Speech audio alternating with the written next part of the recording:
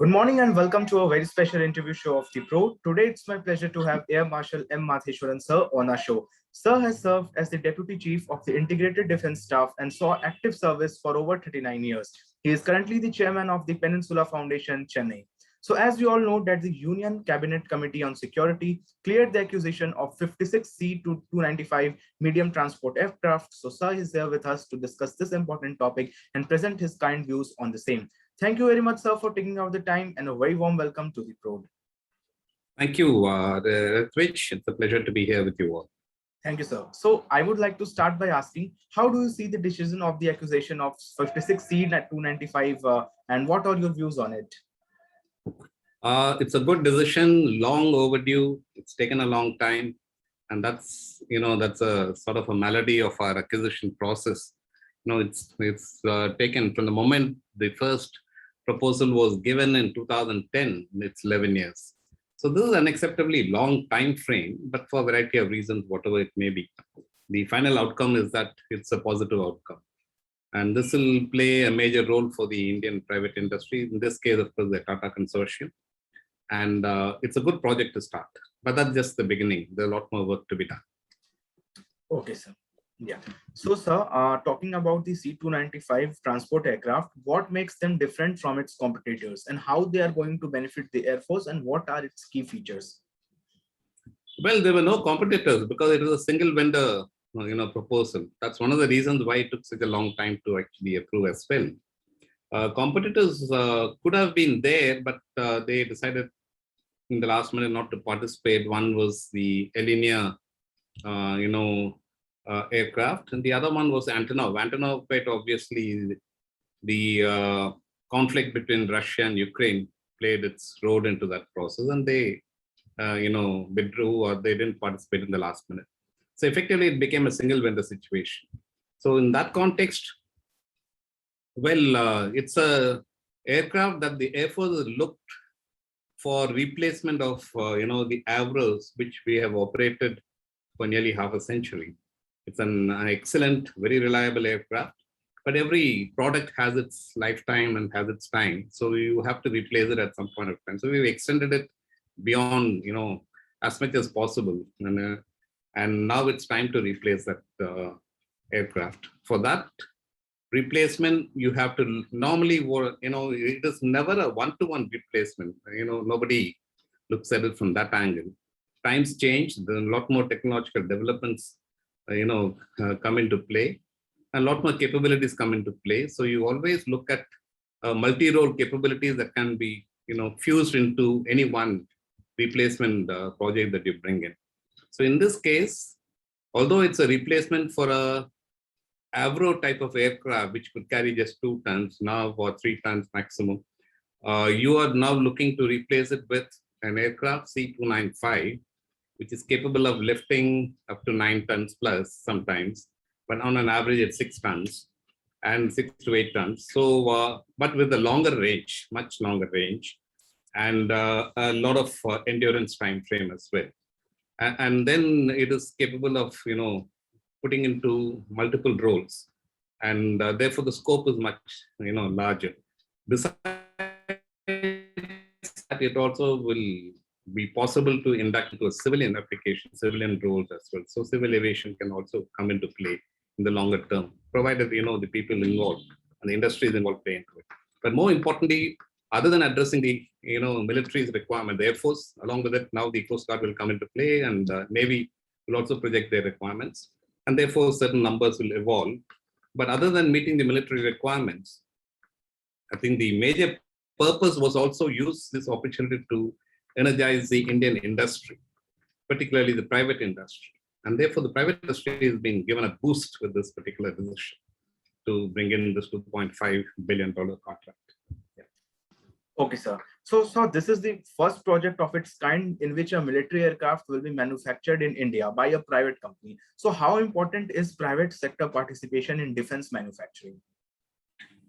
Well, extremely important. For a variety of reasons, and much of it is very unrealistic and impractical, and a kind of an ideology that came into play in the 50s when Krishna Menon and Nehru laid down the foundations for setting up huge, defense manufacturing infrastructure, all in public sector.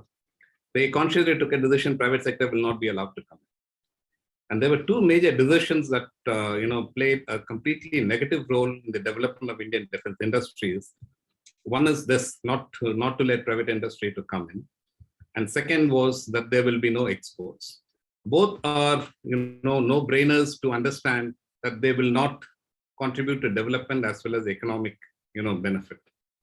And unless you actually become you develop an ecosystem which is possible only if the private sector is involved. I mean, you can have a huge public sector, but it all needs to be funded, not funded, supported by huge number of SMEs and MSMEs that play the role of providing the infrastructure support, in multiple smaller technology domains, and that is important. So that can only be done by private sector. So that was not done. Finally, I think we woke up and then began to open the doors in 2001. And now I think we are moving ahead, but it's still not fast enough, as I would say. Okay, sir. But most important is to plug yourself into global supply chain and enter the global market is extremely vital for any project to become economically viable. That is important. You can't only survive on Indian military source. Yeah, yes, sir. So do you think that the project will give a boost to the aerospace ecosystem in India, wherein several micro, small and medium enterprises spread over the country can be involved in manufacturing parts of the aircraft?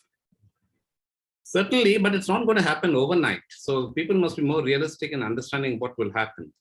The Tatas are venturing into it. The TASL has got some experience of already having got contracts and established certain manufacturing facilities in Hyderabad as a fallout from the offset provisions of various contracts with Lockheed Martin and Boeing.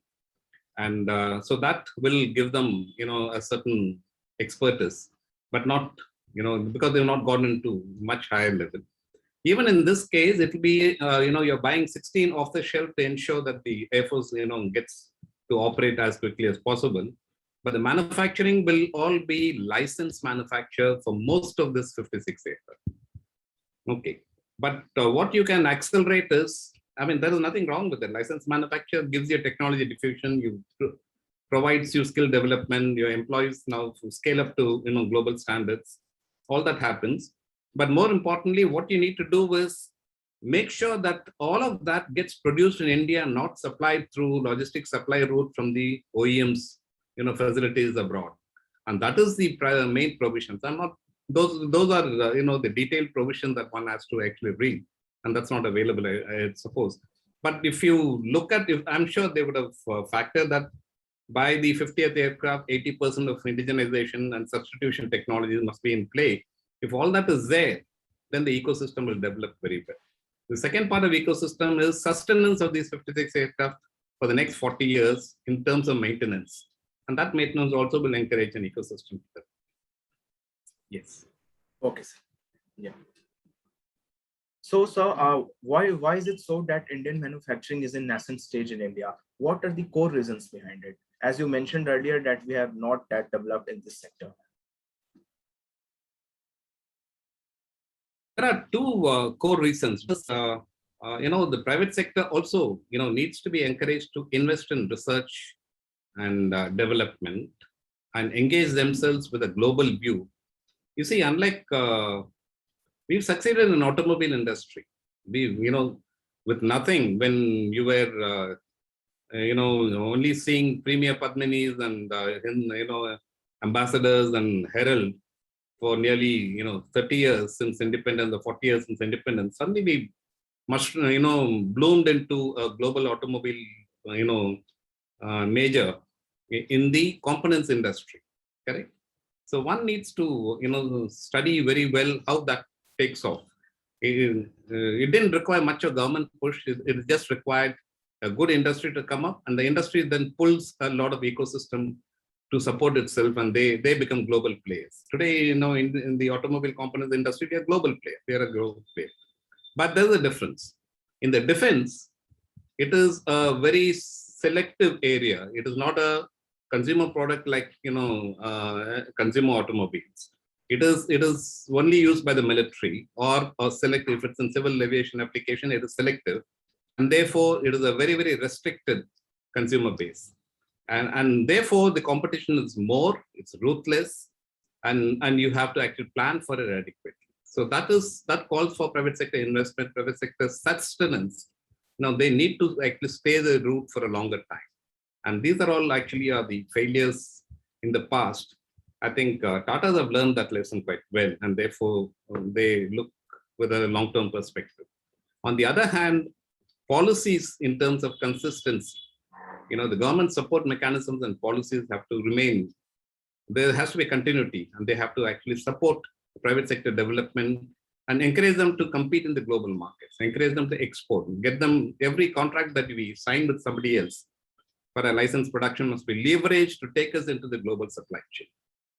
That is leveraging, and that can only be done through state or the government's role being effective in that process. Okay, sir. So, like, how can we work towards making India a global leader in the fighter aircraft manufacturing? Like, what steps are needed to be taken, and where do you see India maybe 10 years down the line in military aircraft manufacturing? Well, that's an aspiration. We want to be one. First, let's address few issues. We've just got the Tejas out, right? And 2 squadrons are being completed now, and we will move on to the 1A. We need to, deliver the production, get into producing it more efficiently and delivering it with the right quality, in the right time frame. And then the next, development projects are there for Mark II and the AMCA and others. But like I said before, there are 2 aspects to it. You need to consistently bring about substitution technologies, because if you take the Tejas itself, all the critical components are import dependent. The engine is imported. The engine, you will remain import dependent for a very long time. We can't get away from that fact. That's realistic. There's nothing wrong with it. Okay, if you have good partners and good reliable suppliers for that. But there are many other components like radars, the weapon sensors. While some are being developed within the country, but we are still dependent on imports for those critical components, electronic warfare, radios, software-defined radio systems, communication equipment, other communication equipment. Even the drone systems. Even in the drone system, right? Yeah. So I think we need to work a lot parallelly in those areas to bring about, our control over critical technologies. You need to mix and match. You don't have to make everything yourself, certainly not. But critical technologies, you need to develop and bring in your own systems. But more importantly, I think the economic overview is more important to understand that Indian industries must compete in the world. So if you produce helicopters, please export helicopters. And you can't export, you can't break into a market if you're not cost competitive. That means, your costs have to beat everybody else who are, giving at a much lower price. And even if you sell, your product support and maintenance and reliability is extremely important. So these are all weak areas which we need to address and develop. And the bottom line is, an Indian industry will mature and take shape very well, not just by only looking inwards for meeting Indian Air Force requirements, but unless you export and capture global markets, it will not be able to sustain itself in an economically viable format. And that is extremely important. The combination of the 2 is extremely important. Okay, sir.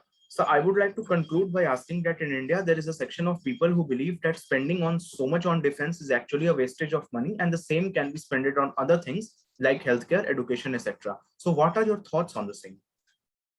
This is such a, if I want to use a very strong word, it's such an idiotic proposition. The guns versus butter it's all politics. By investing in defense technology, there is always all over the world, the leading players, they are leading players because they've invested in defense technology, and there's a spillover effect into other domains where those technologies are used extremely well, right? That's one. You need very highly educated with exceptional skills, manpower with exceptional skills to actually support your defense industry. And therefore, the impact on education, impact on skill development, impact on industries, they all manifest in the form of better jobs, better skills, and better capabilities for the country. So it is not just investing money only in the military for war fighting alone. There's the economic benefit of investing in defense is huge for a country. And this is what France actually, the French leadership articulated post 1945, that the armament industry will remain the core component of French economy if it wants to get back its grandeur. And sure enough, by early 1960s, they were exporting to 100 countries their armaments and weapon systems. We need to accept that reality. And so when you invest, you're investing in science and technology and research and development. You're investing in industrial development. You're researching in high end of the state-of-art production systems. You're investing in people's skill levels and skill development. And then you're investing in a defense economy, which becomes a core component of national economy.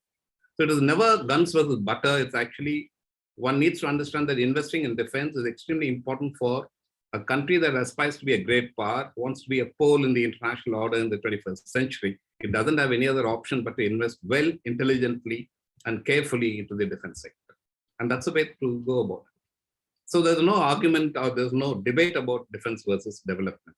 Development automatically gets addressed by technology that spin out of the defense research and development.